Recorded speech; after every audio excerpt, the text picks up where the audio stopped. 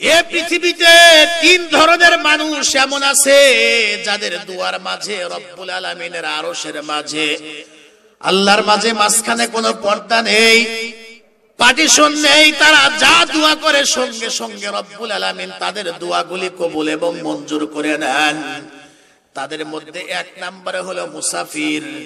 মুসাফিরের দোয়া রব্বুল আলামিন সঙ্গে সঙ্গে কবুল করে নেন। আর দুই নাম্বার আল্লাহর পয়গম্বর বলেন, দুই নাম্বার হলো মাজলুম। যেই লোকটা অত্যাচারিত, যার উপর জুলুম করা হয়েছে, জুলুম সহ্য করতে করতে লোকটার যখন পিঠটা দেওয়ালের সঙ্গে ঠেকে যায়, এই মাজলুম ব্যক্তি যদি কখনো আল্লাহর দরবারে কোনো দোয়া করে অথবা বদদোয়া করে, মাজলুম ব্যক্তির দোয়ার মাঝে আর আল্লাহ রাব্বুল আলামিনের আরশের মাঝে মাঝখানে কোনো হায়েল নেই, পার্টিশন নেই। এই মাজলুম ব্যক্তির দোয়াটাও সরাসরি রব্বুল আলামিনের দরবারে কবুল হয়ে যায়।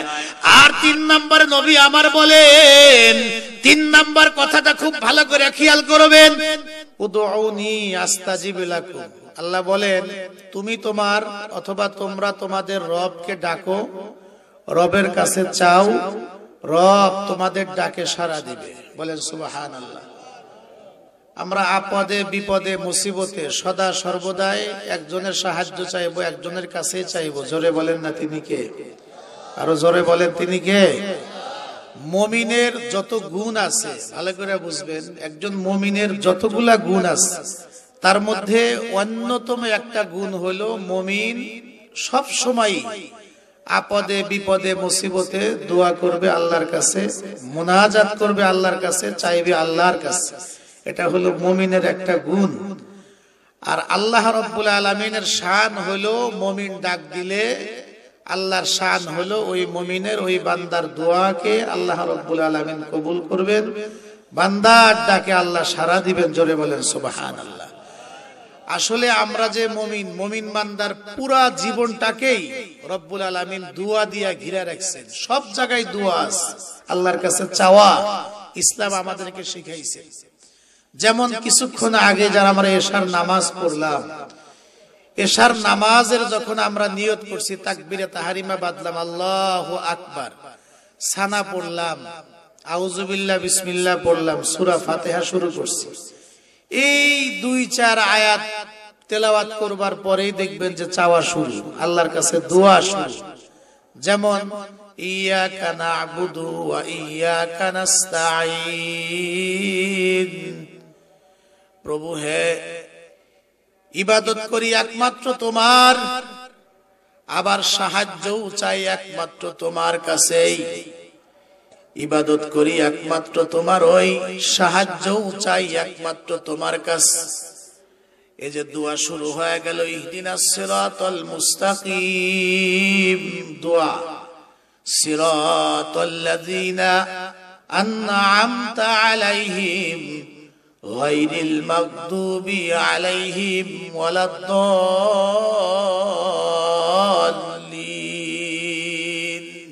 সূরা ফাতিহা কমপ্লিট। আমরা সকলেই মিলে কি বলি বলেন তো? আমিন। আমিন অর্থ কি? আল্লাহ আপনি কবুল করেন। এতক্ষণ যে আমরা চাইলাম, এতক্ষণ যে আমরা তোমার কাছে চাইলাম, দয়া করে আমাদের এই দোয়াগুলি, এই চাওয়াগুলি আল্লাহ তুমি কবুল করে। এজন্য আমরা প্রত্যেকেই বলি আমিন। যখন আমরা রুকুতে গেলাম, বলুন তো রুকুতে গিয়াও স্বতন্ত্র আলাদা একটা দোয়া আছে না নাই? কি দোয়া? সুবহানা রাব্বিয়াল আযীম, সুবহানা রাব্বিয়াল আযীম। যেই মাত্র রুকু থেকে সোজা হয়ে দাঁড়ায় গেলাম, সামিআল্লাহু লিমান হামিদা, সোজা হয়ে দাঁড়ানোর পরেও দোয়া কয় রব্বানা লাকাল হামদ। আবার যখন আমরা দাঁড়ানো অবস্থা থেকে অবস্থা পরিবর্তন করে যখন আমরা সিজদার ভিতরে চলে গেলাম, বলুন তো সিজদার ভিতরেও স্বতন্ত্র আলাদা একটা দোয়া আছে না নাই? সুবহানা রাব্বিয়াল আ'লা, সুবহানা রাব্বিয়াল আ'লা। এভাবে করে নামাজের শুরু থেকে নিয়ে একেবারে শেষ পর্যন্ত দোয়া। শুধু কি নামাজের মধ্যেই দোয়া? এই যে আমরা ঘর থেকে বের হয়ে মাহফিলে এসেছি, বলুন তো মুমিন যখন ঘর থেকে বের হবে সেখানেও দোয়া আছে না নাই? মুমিন যখন মসজিদে ঢুকবে সেখানেও দোয়া, মসজিদ থেকে বের হবে সেখানেও দোয়া। একজন ইমানদার যখন সে বাথরুমে যাবে, ওয়াশরুমে যাবে, সেখানেও দোয়া। আবার ওয়াশরুম থেকে বের হইবার পরেও দোয়া। একজন মুমিন যখন খাবার খাবে, খাবার সামনে আসলেও দোয়া, খাবার শুরু করবে সেখানেও দোয়া, খাবারের শেষেও দোয়া। আবার যদি শুরুতে বিসমিল্লাহি ওয়া আলা বারাকাতিল্লাহ, প্রচন্ড ক্ষুধা, বিসমিল্লাহ বলবে তো বান্দা ভুলে গেছে। নবী আমার বলেন বিসমিল্লাহ যদি ভুলেও যাও, 2, 4, 5 লোকমা খেয়ে নিয়েছো, অথবা খাবার শেষ হওয়ার আগে আগে মনে হয়েছে আমি তো শুরুতে বিসমিল্লাহ বলি নাই, নবী বলেন অসুবিধা নাই। খাবারের মাঝখানে যেথায় তোমার মনে হবে, স্মরণ হবে, শুরুতে বিসমিল্লাহ বলো নাই, নবী বলেন তখন এই দোয়া পড়ে দাও, হয়ে যাবে বিসমিল্লাহি আউয়ালাহু ওয়া আখিরাহু। মুমিন বান্দার প্রত্যেকটা জায়গায় জায়গায় ইসলাম আমাদেরকে দোয়া শিখাইছেন। সব জায়গায় এমন কোন জায়গা নাই যেই জায়গায় দোয়া নাই। সব জায়গায় ইসলাম আমাদেরকে, আমাদের নবী আমাদেরকে দোয়া শিখাইছেন। জোরে বলেন না সুবহানাল্লাহ। আরো আশ্চর্য কথা হইল, এই পৃথিবীতে যত গুরুত্বপূর্ণ ইবাদত আল্লাহ আমাদেরকে দিয়েছে, সকল ইবাদতেরই কিছু নিষিদ্ধ সময় আছে, আছে না গো? যেমন 5 ওয়াক্ত নামাজ। মাইকেলা গেল কই? চলে গেছে কেন? আপনার কার মাইকে? এই প্রত্যেকটা ইবাদতেরই কিছু নিষিদ্ধ সময় আছে। যেমন ধরেন এই 5 ওয়াক্ত ফরজ নামাজ, নামাজের এত গুরুত্ব, তারপরে বলুন তো সারা দিন রাত 24 ঘন্টায় এমন কিছু সময় আছে কিনা এই সময় নামাজ পড়া নিষেধ? একটু জোরে বলেন, আছে কিনা বলেন। সূর্য ওঠার সময়, সূর্য ডোমার সময়, সূর্য যখন ঠিক মাথা বরাবর কিছু সময় আছে, এই সময় নামাজ পড়া নিষেধ। রমজানের রোজা এত গুরুত্বপূর্ণ, তারপরে বছরে এমন কয়েকটা দিন আছে কিনা যে এই কয়েকদিন রোজা রাখা হারাম, আছে না নাই? 2 ঈদের দিন, কুরবানির পরে আরো 3 দিন। এরকম যত ইবাদত আছে, ম্যাক্সিমাম ইবাদতের কিছু নিষিদ্ধ টাইম আছে। কেবলমাত্র শুধুমাত্র দোয়া, আল্লাহর কাছে চাওয়া, এটার কোনো নিষিদ্ধ কোনো টাইম নাই। আপদে বিপদে মুসিবতে যখন যেভাবে হোক, বান্দা যখন প্রয়োজন তখনই আল্লাহর কাছে চাবে, আল্লাহর কাছে দোয়া করবে। দোয়া করার জন্য কোনো নিষিদ্ধ টাইম নাই। একটু জোরে বলেন না সুবহানাল্লাহ। আরো আশ্চর্য কথা, এই পৃথিবীতে কোন ইবাদতের মধ্যে লৌকিকতা নাই। যেমন নামাজ যদি কোনো ব্যক্তি লোক দেখানোর জন্য পড়ে, তার নামাজ কি কবুল হবে বলেন? কুরবানি যদি 5 লক্ষ টাকা দিয়েও দেয়, আর যদি লোক দেখানোর জন্য হয়, অভিনয়ের জন্য হয়, কুরবানি কি কবুল হবে? কোন ইবাদত কবুল হবে না। কেবলমাত্র শুধুমাত্র একটা ইবাদত, তার নাম হলো আল্লাহর কাছে চাওয়া। এই চাওয়াটা যদি কোনো মানুষ, নবী বলছেন যে আশেপাশে সবাই কাঁদতেছে, চোখ দিয়ে পানি ঝরতেছে, কিন্তু উনার অন্তর এত শক্ত, চোখে পানি আসে না। উনি যদি কান্নার ভান করে, অ্যাক্টিং করে, নাটকও যদি করে, কান্না আসে না, তাও কান্নার ভান ধরে বসে আছে। নবী আলাইহিস সালাম বলেন আল্লাহ রাব্বুল আলামিন তার অভিনয়ের কান্নাটাও বাস্তব কান্না ধরে আল্লাহ রাব্বুল আলামিন তার মোনাজাতটাও কবুল করে নেন। একটু জোরে বলেন না সুবহানাল্লাহ। এজন্য আমরা আপদে বিপদে মুসিবতে সদা সর্বদা একজনের কাছে সাহায্য চাবো, একজনের কাছে আমরা হাত উঠাবো, একজনের কাছে আমরা দোয়া চাবো। তিনি আমাদের মালিক। একটু আওয়াজ দিয়ে বলেন না তিনি কে? একটু মুসলমানের আওয়াজ দিয়ে বলেন না তিনি কে? যারা আমার সামনে বসা আছেন, আমি একটু একটা বার আপনাদেরকে কষ্ট দিব। আমার বয়ানটা শোনার জন্য আপনাদের যেরকম মনোযোগ দরকার, 2 নাম্বার কথা হলো কথাগুলি আমলের নিয়তে শুনতে হবে। আপনাদের মনোযোগ আছে কি? যারা আমার সামনে বসা আছেন একটাবার আমি একটু কষ্ট দিব, যার যার ডান হাত খান একবার একটু দেখবো। যদি একটু হালকা শীত, একটু আমিও তো উঠাইছি, হাত সোজা করেন, টান টান করেন, একটু নাড়াচাড়া দেন। এবার একটু মুসলমানের আওয়াজ দিয়ে বলছি আল্লাহু আকবার। ভাই আল্লাহ ছোট না বড়? তাহলে আল্লাহর নামের ডাকটাও বড় হবে। আওয়াজ আল্লাহু আকবার জোরে বলাটা মুস্তাহাব, জোরে বলাটা সুন্নাত। মুসলমানের আওয়াজ দিয়ে জোরে বলছি আল্লাহু আকবার। হাত নামান। রাগ হলেন কি আপনারা? আমার দিকে তাকায় থাকবেন, মনোযোগ দিয়ে ঘন্টা খানেক কথা হবে, মনোযোগ দিয়ে শুনতে হবে। রাজি আছেন না নাই? একটা হলো দোয়া আল্লাহর কাছে নিজে নিজে করা, আর একটা হলো দোয়া আরেকজনের কাছ থেকে নেওয়া, সংগ্রহ করা। বিশেষ করে আল্লাহর নবী হাদিস শরীফের মধ্যে বলছেন এই পৃথিবীতে 3 ধরনের মানুষ আছে, তাদের দুয়ার মাঝে আল্লাহ রাব্বুল আলামিনের আরশের মাঝে মাঝখানে কোনো হায়েল নেই, পার্টিশন নেই, পর্দা নেই। তারা যা দোয়া করে সরাসরি এই দোয়াগুলি আল্লাহর দরবারে কবুল হয়ে যায়। একটু জোরে বলেন না সুবহানাল্লাহ। হাদিস শরীফের মধ্যে আসছে, বিশ্ব নবী বলেন এই পৃথিবীতে 3 ধরনের মানুষ এমন আছে যাদের দুয়ার মাঝে রব্বুল আলামিনের আরশের মাঝে আল্লাহর মাঝে মাঝখানে কোনো পর্দা নেই, পার্টিশন নেই। তারা যা দোয়া করে সঙ্গে সঙ্গে রব্বুল আলামিন তাদের দোয়াগুলি কবুল এবং মঞ্জুর করে নেন। তাদের মধ্যে 1 নম্বরে হলো মুসাফির। মুসাফিরের দোয়া রব্বুল আলামিন সঙ্গে সঙ্গে কবুল করে নেন। আর 2 নাম্বার আল্লাহর পয়গম্বর বলেন 2 নাম্বার হলো মাজলুম। যেই লোকটা অত্যাচারিত, যার উপর জুলুম করা হয়েছে, জুলুম সহ্য করতে করতে লোকটার যখন পিঠটা দেওয়ালের সঙ্গে ঠেকে যায়, এই মাজলুম ব্যক্তি যদি কখনো আল্লাহর দরবারে কোনো দোয়া করে অথবা বদদোয়া করে, মাজলুম ব্যক্তির দুয়ার মাঝে আর আল্লাহ রাব্বুল আলামিনের আরশের মাঝে মাঝখানে কোনো হায়েল নেই, পার্টিশন নেই। এই মাজলুম ব্যক্তির দোয়াটাও সরাসরি রব্বুল আলামিনের দরবারে কবুল হয়ে যায়। আর 3 নম্বর নবী আমার বলেন, 3 নম্বর কথাটা খুব ভালো করে খেয়াল করলেন। এরপরে কবরবাসীদের জন্য তা উনি ছেড়ে দিলেন, কবরবাসীদের জন্য তা ছেড়ে দিলেন। আল্লাহ যেন কবরবাসীদের কবরে সব পৌঁছায়া দেন, এই নিয়তে উনি ছাড়লেন। রাত্রিবেলা বাসায় গিয়া ঘুমাইছেন, ঘুমের ঘরে স্বপ্নে দেখতেছেন উনি যে দিনের বেলা তেলাওয়াত করেছেন কবরবাসীদের জন্য রুহের মাগফিরাত কল্পে সবরে সানি করেছেন, উনি স্বপ্নে যুগে দেখতেছেন সেই সবগুলি একটা বস্তার ভিতরে নিয়া একজন ফেরেশতা কবরস্থানের পাশে দাঁড়ায় গেছে, কবরস্থানের পাশে বসে গেছে। বসে বসে উনি কবরবাসীদের মধ্যে এলান করতেছে, এই কবরবাসী শোনো, তোমাদের যার যার সওয়াবের দরকার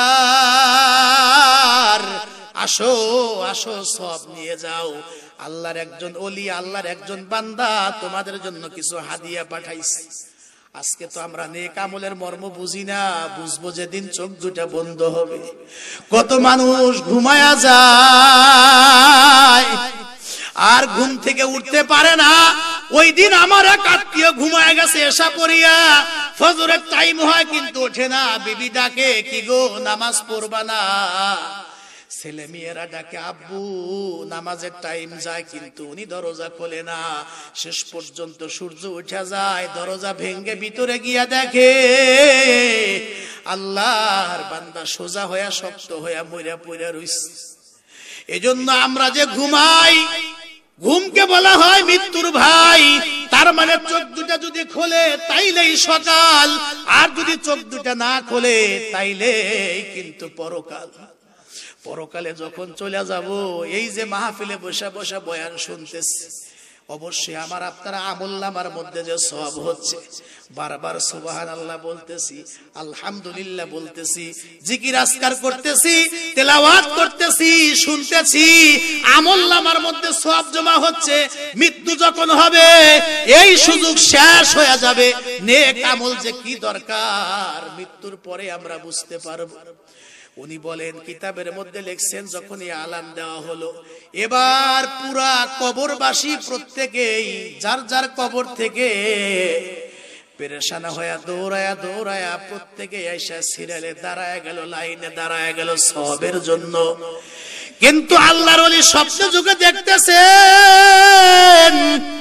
সবাই লাইনে দাঁড়ায় গেল এবং প্রত্যেকেই প্রতিযোগিতার সঙ্গে সওয়াব নিচ্ছে, প্রত্যেকেই সওয়াব নিয়ে নিয়ে একটা করে অংশ নিয়ে নিয়ে যার যার কবরের দিকে যাচ্ছে। কিন্তু উনি খেয়াল করে দেখলেন পাশেই একটা কবরের ভিতরে একজন মা, উনি উনার কবরের মধ্যে দিব্যি হাসি মুখে উনি বসা আছে। উনি কবর থেকে বের হয় নাই, লাইনেও দাঁড়ায় নাই। বুজুর্গ ডেকে ডেকে বলে কি ব্যাপার মাগো, সবাই লাইনে দাঁড়াইলো, তুমি কেন দাঁড়াও না? তোমার কি সওয়াবের দরকার নাই? আল্লাহর ওলি এই প্রশ্ন করবার পরে এই মা তখন ডেকে ডেকে বলে উনাদের সওয়াবের দরকার তাই লাইনে দাঁড়িয়ে আছে, কিন্তু আমারও সওয়াবের দরকার, কিন্তু এই মুহূর্তে অন্য কারো সওয়াবের দরকার আমার নাই। কেন আমার অন্যের সওয়াবের দরকার নাই? কারণ দুনিয়া থেকে যখন আমি চলে আসছিলাম আমি একজন নেককার সন্তান দুনিয়াতে রাইখে আসছি। একটু জোরে কন্যা সুবহানাল্লাহ। আমার যে নেককার সন্তানটা দুনিয়াতে রাইখে আসছি, আমার সন্তান শত ব্যস্ততার মাঝেও আমি মাকে ভুলে নাই। প্রতিদিন আমি মার জন্য যা হাদিয়া পাঠাই, নেক আমল পাঠায়, তা আমার জন্য যথেষ্ট হয়ে যায়।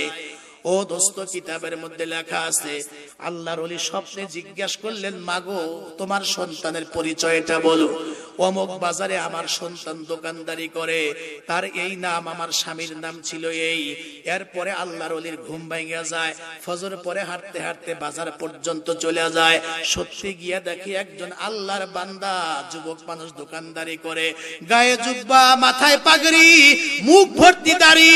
কাস্টমার আসলে মাল সামানা দেয়, কাস্টমার বিদায় হয়ে গেলে দোকানের মধ্যে বসে বসে আল্লাহর কালাম বসে বসে তেলাওয়াত করে, জিকির করে। জিজ্ঞেস করে বাবা তোমার নাম এই? বলে হা। তোমার মা অমুক কবরস্থানে? বলে হা। আমল চালায়া যাও, স্বপ্ন যুগে জানতে পারলাম তোমার মা তোমার কারণে ভালো আছে। কথা আমার শেষ। ও দোস্ত, আল্লাহর ওলি আরেকদিন কবরে পাশ দিয়ে আসার সময় আজও কিছু তেলাওয়াত করলেন, ছেড়ে দিলেন। স্বপ্ন যুগে আজকে একই দৃশ্য দেখলেন, কিন্তু আজকে একটু অবস্থা ব্যতিক্রম দেখলেন। আজকে দেখে ওই যে মা ওই দিন কবর থেকে বের হয় নাই, লাইনে দাঁড়ায় নাই, কিন্তু আজকে তাকায়া দেখলেন ওই মা আজকে সবার আগে লাইনে দাঁড়িয়ে আছে সওয়াবের জন্য। আল্লাহর ওলি জিজ্ঞাসা করে মাগো আজকে কেন লাইনে দাঁড়াইছো? তুমি না ওই দিন বললা আমার সওয়াবের দরকার নাই। আল্লাহর ওলির এই কথা শুনবার পরে মহিলা ডাক দিয়া বলে ওগো আল্লাহর ওলি, ওই সময় আমার সন্তান নেক আমল করে আমার জন্য কবরে পাঠাইছিল, এই জন্য পাইতেছিলাম। এই তো গত 2-3 দিন আগে আমার সন্তানটা দুনিয়া থেকে চলে গেছে, আমার সন্তান কবরে চলে আসছে। এখন সেই তো সওয়াবের মুহতাজ, আমাকে কেমনে সওয়াব দিবে? এজন্য আমার সম্মানিত যুবক ভাইয়েরা, মুরব্বী বাবাজিরা, আমার সম্মানিতা মা এবং বোনেরা, আমি কিন্তু সেই 10টা থেকে শুরু করে প্রায় 2 ঘন্টা হয়ে যাচ্ছে, লম্বা টাইম আপনাদের সামনে আমি বয়ান করলাম। সুযোগ পাইলে আমি অসম্পূর্ণ আরো কিছু কথা আপনাদের সামনে বলবো। এর আগে আমি শুধু এতটুকুন সময় আপনাদের কাছে, এর আগে আমি শুধু এতটুকুন কথা আপনাদের কাছে বলতে চাই। আপনারা একটু বলুন তো দেখি, যেই মা বাবার দোয়া বদদুয়া সঙ্গে সঙ্গে আল্লাহর দরবারে কবুল হয়ে যায়, বলুন তো সেই মা বাবার খেদমত করার দরকার আছে না নাই? যাদের মা বাবা দুনিয়াতে নাই, ও দোস্ত খুব ভালো করে বুঝবেন, মা বাবা দুনিয়া থেকে যাদের চলে গেছে, তাদের জন্য কিন্তু খেদমতের সুযোগ আছে এবং তাদের জন্য নির্দেশ, তাদের হক আদায় করো। কিভাবে? বলে নেক আমল কইরা কইরা তাদের কবরে পৌঁছানো। এখন একটা নেক আমলের সুযোগ আছে। এই যে বাড্ডা উত্তরপাড়া কবরস্থানের উদ্যোগে আজকে এত সুন্দর একটা মাহফিল এলাকার লোকজন আয়োজন করেছেন। ইমাম সাহেব হুজুর সহ এলাকার মুরব্বীরা সহ মসজিদ মাদ্রাসা, এক কথায় এই এলাকার কবরস্থান কমিটিরা সহ আপনাদের সকলের সহযোগিতা নিয়ে সুন্দর একটা মাহফিলের আয়োজন করেছে। এই আয়োজন হওয়াতে আপনারা খুশি না বেজার? ও দোস্ত, একটা নেক আমলের সুযোগ। জানি না আমাদের মধ্যে আপনাদের মধ্যে কার যেন জনম দুঃখিনী মা এই বাড্ডা উত্তরপাড়া কবরস্থানে ঘুমায় আছে। এখানে যারা বসেছেন অন্য মাহফিলের চাইতে এই মাহফিলটি একটু ব্যতিক্রম, কারণ কবরস্থান এমন একটা জায়গা, যারা আমরা এখানে বসছি আমাদের প্রত্যেকেরই কেউ না কেউ কিন্তু কবরস্থানে আছে। আমি কি ভুল বললাম না ঠিক বললাম? আরো জোরে বলেন, ভুল বললাম না ঠিক বললাম? আবার যারা আমরা বেঁচে আছি, আমার মনে হয় সাধারণভাবে আমাদের প্রত্যেকেরই এই কবরস্থানেই শেষ নিদ্রায়, শেষ ঘুমটাই কবরস্থানেই হওয়ার সম্ভাবনা। জোরে কোন কথা ঠিক কিনা? এজন্য মারা গেলে, কবরে গেলে আর নেক আমলের সুযোগ নাই। এজন্য কোন বন্ধু আছেন যে হুজুর এই বাড্ডা উত্তরপাড়া কবরস্থানের উন্নয়ন কল্পে যে মাহফিল, দ্বিতীয় বক্তার হাতেও দেখলাম আপনারা প্রচুর টাকা পয়সা দিয়েছেন, লম্বা টাইম পর্যন্ত টাকা পয়সা গোনাগুনি হলো, তার মানে কালেকশন আগেও হয়েছে। আধা ঘন্টা আগে আমি বাজার পর্যন্ত আসছি, ওখান থেকে কালেকশনের আওয়াজও শুনতে পেরেছি। কিন্তু অনেকেরই ধারণা হইল প্রধান বক্তার হাতে কিছু দিতে চাই, অনেকে আছে মোটা অঙ্কের দিতে চান।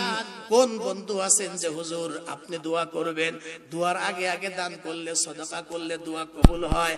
আপনাদের মধ্যে কোন বন্ধু আছেন এই কবরস্থানের জন্য 10,000 টাকা দিবেন, 20,000 টাকা দিবেন, 5,000 টাকা দিবেন, 2,000 টাকা